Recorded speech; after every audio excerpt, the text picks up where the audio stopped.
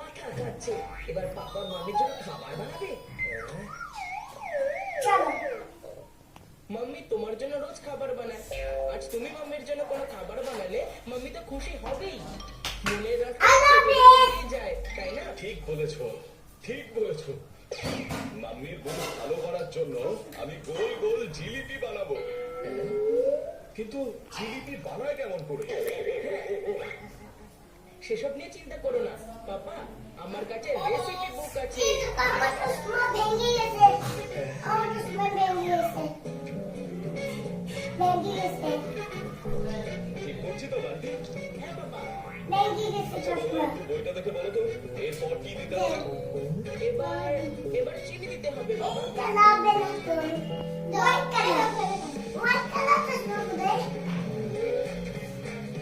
দেখবে এই জিলিপির স্বাদ বাবা!